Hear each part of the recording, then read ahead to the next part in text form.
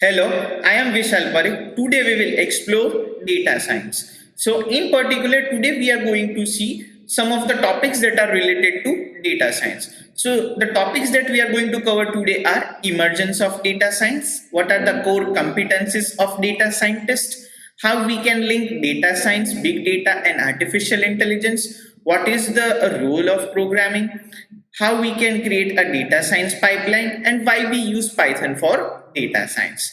So first, let's get started with emergence of data science. So a scientist named William S. Cleveland coined the term data science in the year 2001 in his paper, which is named as Data Science. The name of the paper was An Action Plan for Expanding the Technical Areas in the Field of Statistics. So, an early attempt was done to begin documenting the importance of statistics in the 19th century when he wrote a manuscript on how we can cryptographically perform messaging. So, it describes how we can use a combination of statistics and frequency analysis to decipher the encrypted messages. Next, we are going to see is what are the core competencies. So, with this in mind, the following describes what are the areas in which data scientists could perform better. So, here you can see the first is data capturing, second is analysis, and third is presentation.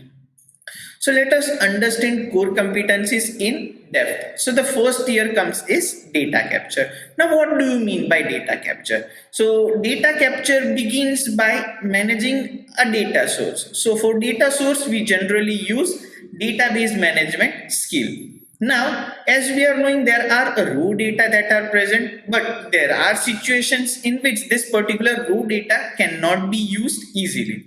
So we need to have some of the data modeling skill. So in that, what we do, we try to understand how our data is connected and whether that particular data is structured or not.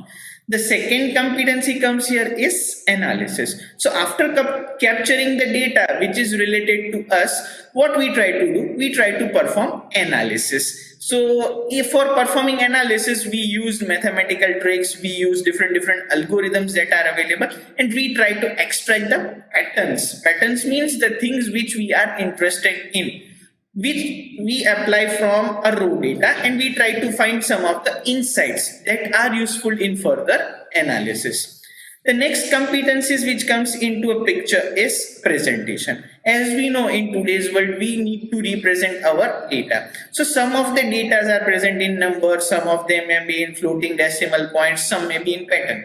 But if we consider the numbers, these numbers are not usually understood by the peoples easily, so they can't represent the patterns easily. So what data scientists need to do, they need to provide a graphical representation. So they need to provide a graphical representation of these particular patterns. So this will allow them to visualize what the number actually mean and how to apply them in a meaningful way. Next, we are going to see is how we can link data science, big data, and business intelligence, or how we can work with artificial intelligence. So first question arises, what is a big data? So consider a scenario of a Facebook. As we know, there are n numerous peoples, they are using Facebook, n number of peoples are tweeting day by day, n number of peoples are liking. So the size of this particular data may be in GBs or in TBs. So if we consider the traditional database storage, it won't work efficiently. So for storing of that particular data, we require big data structures. An example of big data we can consider is Hadoop. The second thing comes here is artificial intelligence. Now, what does this artificial intelligence means? So artificial intelligence means we try to develop a model, or we try to develop a predicting model which works similar to that of a human brain, and we train the machine to work as of a human brain. This comes inside the picture of artificial intelligence. Now these both concepts, big data and artificial intelligence, we need to combine with data science. So what does the data scientist do? So they work with n numerous data sets and they try to find meaningful insights from that particular data which is stored, or we can say which is a big data, and they try to perform some sort of analysis and they try to perform artificial intelligence and try to find out some meaningful insight with the help of all these three technologies, that is data science, big data and artificial intelligence. Next we are going to see is how we can work with different things. So the first we try to understand how or what is the role of a programming. So consider that a data scientist is working. So as a data scientist, you don't need to have only a single skill, but it requires an ample of skill when you are working as a data scientist. For example, if you want to work with a database, then you should have a knowledge of SQL in order to extract, or we can perform CRUD operation on relational database system. So we can also use Python as a programming language and we can perform ETL operation, that is extraction, transformation, loading and analysis of our data. Now there are different tools that a data scientist should know. For example, if I want to represent my data to the end users, so we can use either Microsoft's PowerPoint tool, which relies on VBA, another libraries such as MATLAB or a programming which has its own programming language in order to represent informations to other. So there are different techniques available for representation. So two of them I have mentioned here is using MATLAB and second is Microsoft PowerPoint. Next we are going to understand is how we can create a data science pipeline. So first we need to understand what is this pipeline. So this process is a data science pipeline. So what does a data scientist do? It requires him or her to follow a particular step in order to prepare the data, analyze the data and represent the particular data. So here you can see are the some of the steps that are required for creating a data science pipeline. So the first step is preparing the data. Second step is performing exploratory data analysis. Third step is after performing analysis, we try to learn something from data, that is finding meaningful insight from the data. Then we perform visualization, that means representing it to the end users. And the last thing is obtaining insights and data products. Next we are going to see is what is the role of Python in data science. So the first and the foremost role of Python is functional.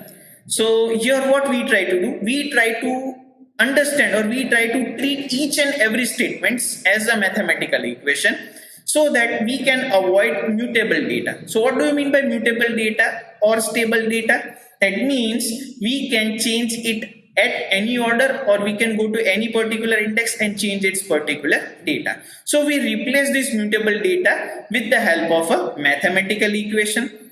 Another thing we require is the style of coding. It should be better so that we can perform parallel computation, because we are not considering now a mutable data, and some of the developers nowadays are using recursion data or they use lambda function in particular to perform particular task. The second thing which we need to consider is imperative. So what do you mean by imperative?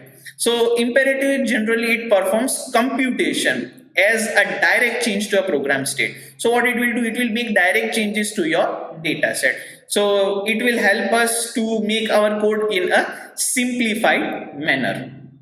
The third point that we need to consider over here is object oriented. As we know, the object oriented concept is widely used and our data fields maybe rely on objects, and as we know, each and everything in Python is treated as an object. So Python does not fully support this coding because we cannot implement the functionality such as data hiding. But this is useful coding style whenever we are performing complex applications in which we require polymorphism and data encapsulation. Next role of Python is procedural. So procedural means we perform the particular iteration step by step, where we do some of the common tasks that are present in function and which we are needed. So the coding style it follows is we use iterations, we use sequencing, we use selection, and also sometimes we use modularization. Next thing we need to consider is how we can next thing we need to consider is why we require Python for data science. So the first and foremost advantage of Python is library support.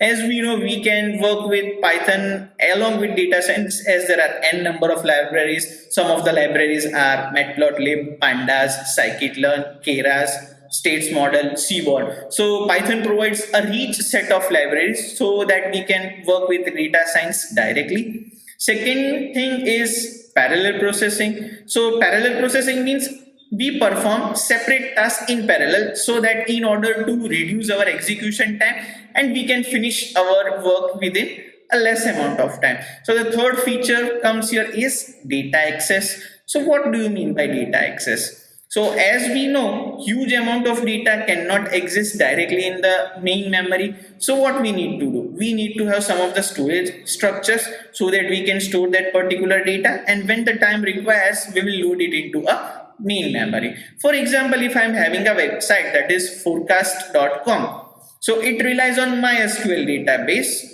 and the data is stored inside this MySQL database, and whenever I will require, I will access that particular data and bring that particular data inside my main memory. So this is all about your today's session. Thank you.